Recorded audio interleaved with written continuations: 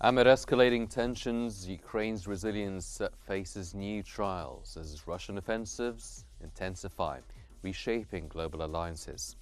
With Trump weighing in on peace talks and China's shadow looming over Putin's strategy, the war fuels profound identity crises among Baltic Russians.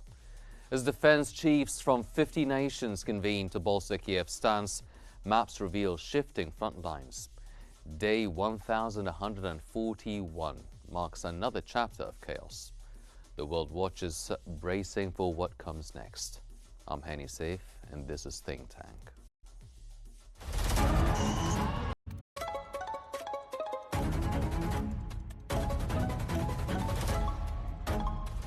Our world is becoming unhinged.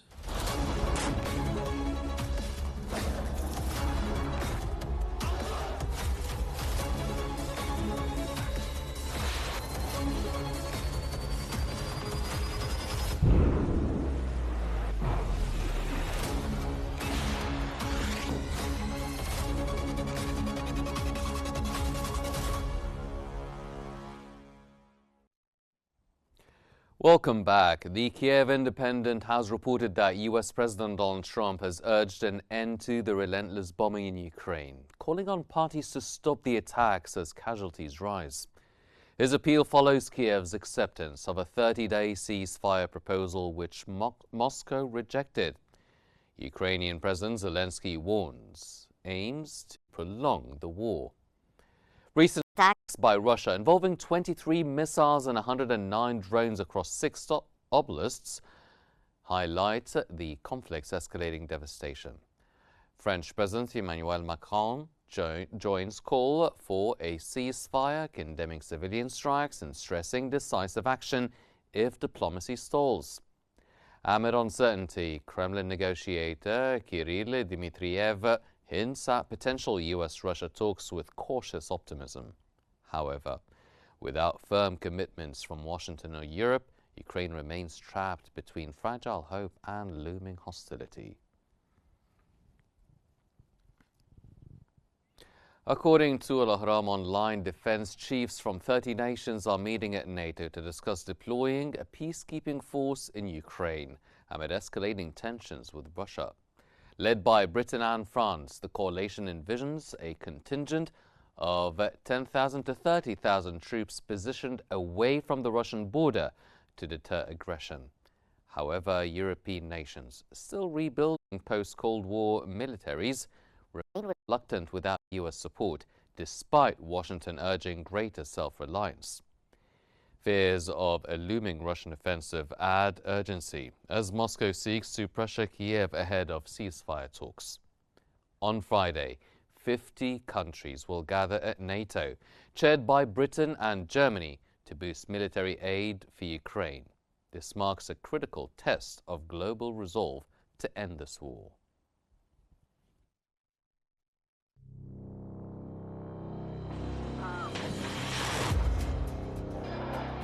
On day 1141 of this devastating conflict, Ukraine's top commander confirmed a renewed Russian offensive targeting the Sumy and Kharkiv regions, escalating tensions once again, with over 1,420 Russian soldiers killed, alongside the loss of 70 artillery systems and 105 UAVs in a single day. The human and material toll continues to rise. Amid these developments, global attention is shifting toward potential peace talks. U.S. President Donald Trump expressed disapproval of continued bombings, while hinting at a willingness to mediate between Kiev and Moscow. However, Ukrainian President Volodymyr Zelensky remains steadfast, emphasizing that any resolution must align with Ukraine's sovereignty and territorial integrity. Ukraine's air defense capabilities have been pivotal in countering Russian advances, bolstered by Western allies under the emerging Trump administration's policies. Yet questions linger about long-term solution amid escalating regional instability. Beyond the battlefield, The Russia-Ukraine conflict continues to unleash a cascade of humanitarian and economic challenges with far-reaching consequences. This escalating crisis has strained regional resources, leaving humanitarian organizations struggling to meet the growing needs of vulnerable populations. The conflict also remains a destabilizing force in global markets. Key industries, particularly agriculture and energy, are under severe strain due to disrupted supply chains. Ukraine, once dubbed the breadbasket of Europe, faces mounting obstacles in exporting grain, exacerbating food insecurity in developing nations heavily reliant on its produce. Meanwhile, fluctuating energy prices driven by geopolitical tensions are fueling inflation worldwide and deepening the cost of living crisis for millions. This protracted war underscores not only military dynamics, but also profound geopolitical realignments affecting Europe and beyond. There is growing urgency for diplomatic engagement without compromising justice or security.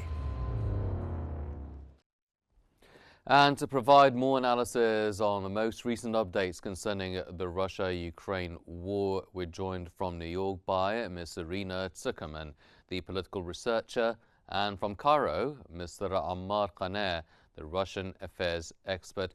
Thank you and welcome to Think Tank. Ms. Tsukerman, now with Trump urging for an end to the bombings and Zelensky demanding sovereignty, how can Ukraine ensure its territorial integrity amid Moscow's refusal for a lasting ceasefire?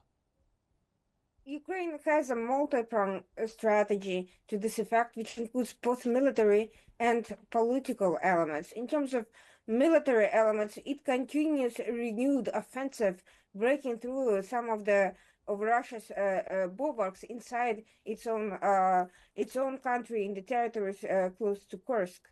And we are seeing that by using innovative technologies, Ukraine is able to circumvent fairly serious barriers that Russia has built. It has also succeeded in keeping the advancement of Russia's ground forces at bay for weeks at a time. 3 years after the start of the war, the Russians are having a hard time reclaiming the lands that they held at the very start of the invasion. On the political front, Ukraine is turning towards more diverse political alliances, including leaning in on its relationship with the European Union, but also expanding its outreach to non-Western countries, and we're seeing that a growing relationship which promises a significant economic and humanitarian boons with Saudi Arabia is a part of that plan. But also Zelensky's visit to South Africa was fairly emblematic of the shifting diplomatic role and position by Ukraine. All of that is to say that despite significant pressure from the United States and the vanishing promise of renewed American aid, Ukraine is far from giving up. Is very far from giving up. It's in fact innovating rapidly in terms of its own long-range missiles, drones, and methods of warfare, and responding with flexibility towards Russia's own ability to rebuild its forces. Mr. Qaneh, given Kremlin negotiator Dmitriev's cautious optimism on US-Russia talks, what strategic leverage does Russia seek in potential peace negotiations while escalating offensives in Sumy and Kharkiv?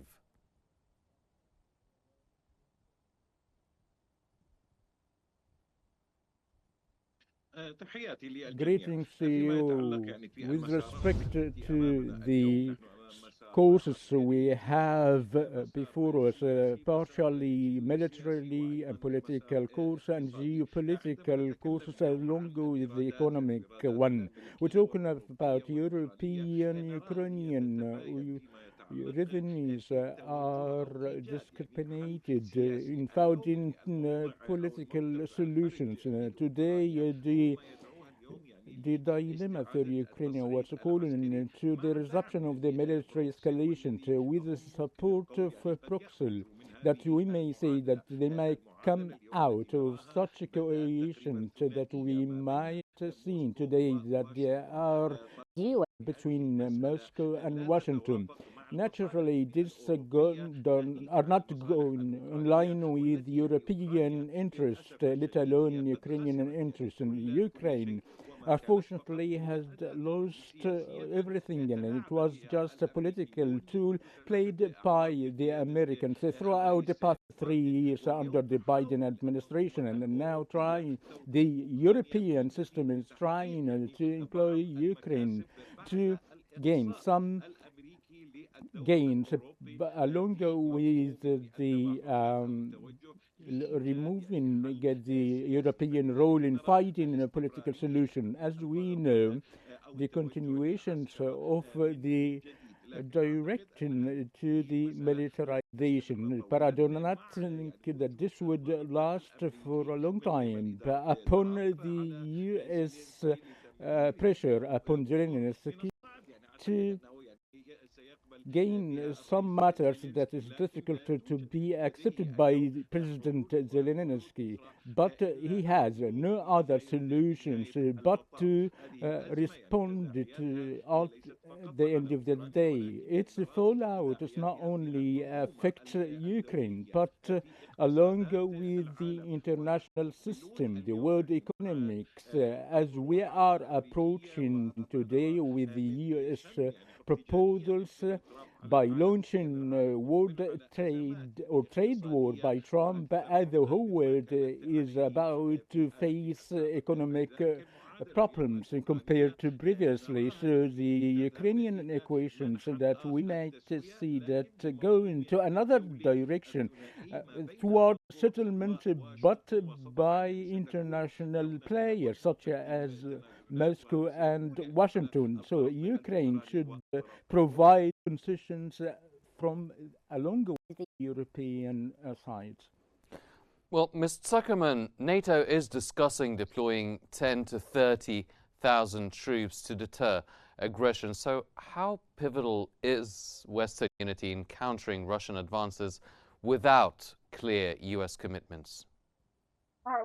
There are serious concerns about NATO's fragmentation. I would say that in the early stages of the war, the NATO consensus was fairly stringent. For now, U.S. Vacuum of power leaves a lot to be desired in terms of one champion taking on the leadership of the organization. But the Eastern European states view Ukraine's survival as existential, and they are certainly disproportionately contributing to NATO as well as individually. Germany is strengthening its positions. Italy and parts of Southern Europe also prioritizing economic collaboration over extended engagement.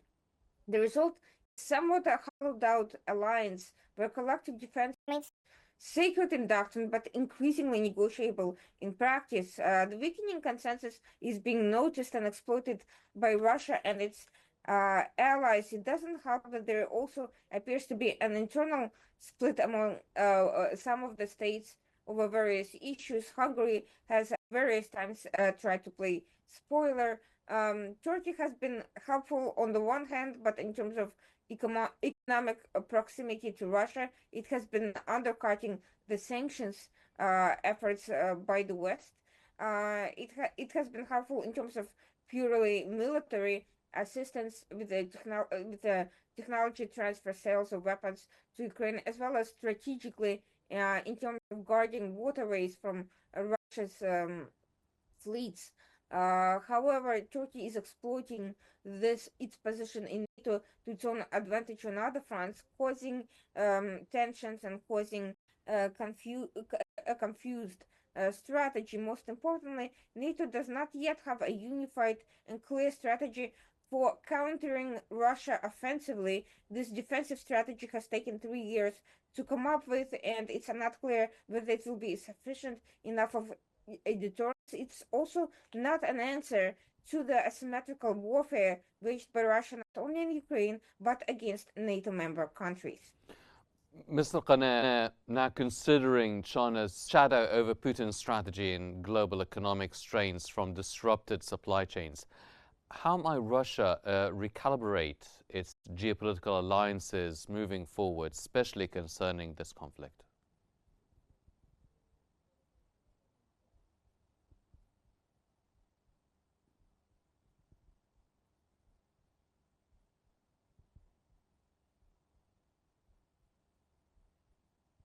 Mr. Qane, can you hear me, sir?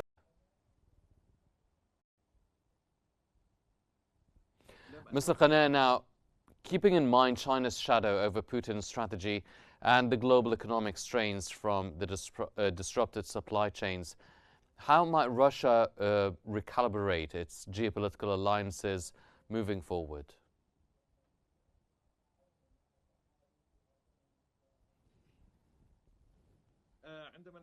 When we are talking about the situation geopolitically, we found it that is shaken somehow, trying to find attentive geoeconomics by China and India, started by Shanghai Organization for Cooperation, to reaching the Brexit that is posing a concern for the American side, based on its trade and economics capability. Also, the American orientation towards a military coalition and fostering the military strength of the NATO, its expansion new zones, particularly approaching Russia.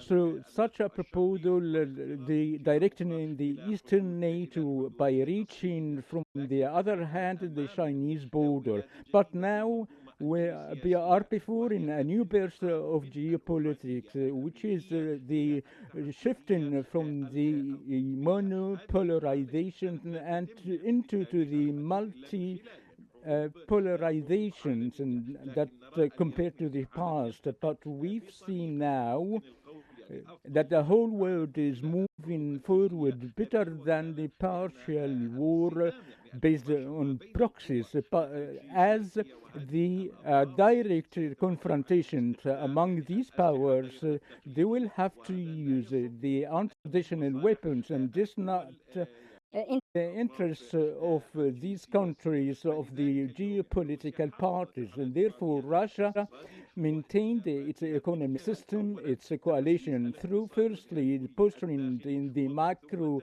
internal economics, and then directing the trade directions with Russia. And hence we should be reminded that Russia has a great strength of international economy. We're talking about the energies, oil, such as oil and gas, and we're talking about the food supplies. Therefore, all the Western sanctions and through which they've tried to suppress Russia, that extended to the European system, as we've seen economic problems and recessions of the European economics. And as I see, Russia and China are pursuing to shaping the new order, a way of sanctions, and the internal interventions of the other countries in reaching to an economic equations along with trade ones,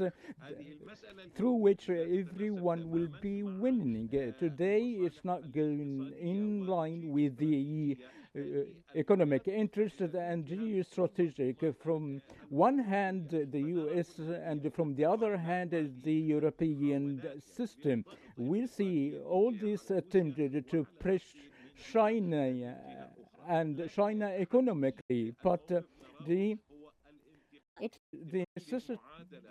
is or the shifting from the international equation, and I think the three parties will play a very important role, which are Russia and China, along with USA, and we've seen the European uncertainty from the political elite, even within USA, but based on the strategic dimension, I think that the direction and orientation will be towards the multi-polarization through which all the parties will gain and gains economically, giving the away from the Western hegemony of economy all throughout the world. Mr. Zuckerman, now with Mrs. Zuckerman, with Macron urging decisive action if diplomacy fails, how can Europe balance its call for peace with maintaining pressure through sanctions and military aid?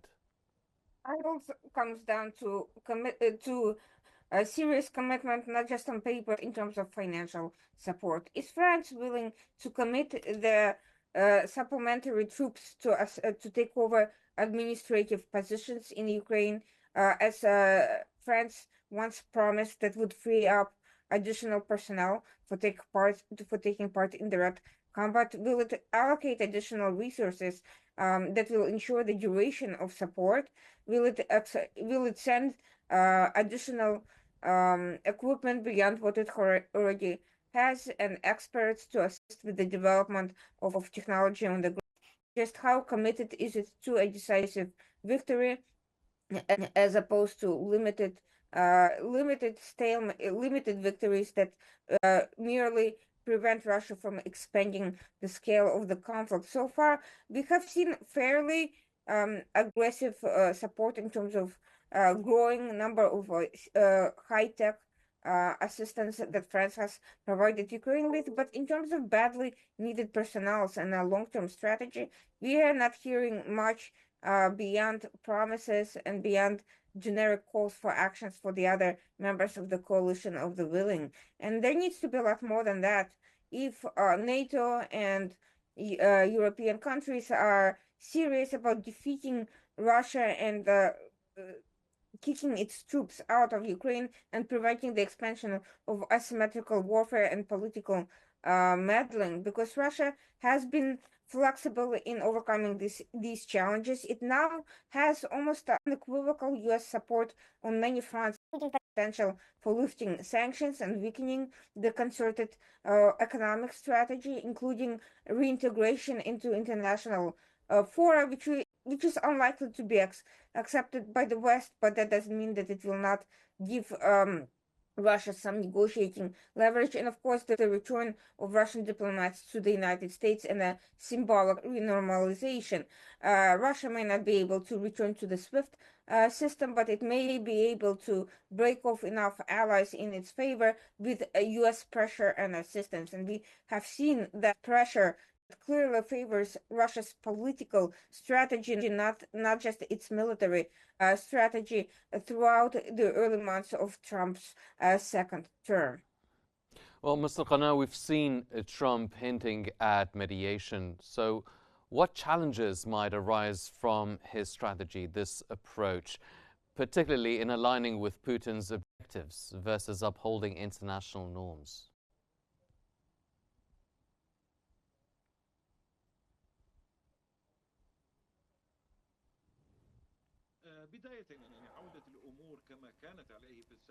In the beginning, and it is too early to talk about right now, but if we talk about the course of the ongoing negotiation between Washington and Moscow, we may say that there are some sort of positive steps related to Russian-American interest. That the Trumpian shift, if we may say, in this conflict is not a support for Russia, as stated or incited in the media, that the Putin is or Trump's admiration to Putin. So the toll of the strategic mistakes by America made, but on the Biden administration put the USA in a dilemma that should come out from. But Trump's attempt is to try minimize the losses if the U.S. continued of the same strategic doctrine directing hostilities toward Russia. Therefore, there are some sort of compromises, we may say, the reformulating the Russian-American diplomacy, and this, of course, will be in the interest of the international peace and security, the orientation toward the dialogue, toward the strategic stability. Therefore, today's steps we may consider are delicate and sensitive, although there are resistance from within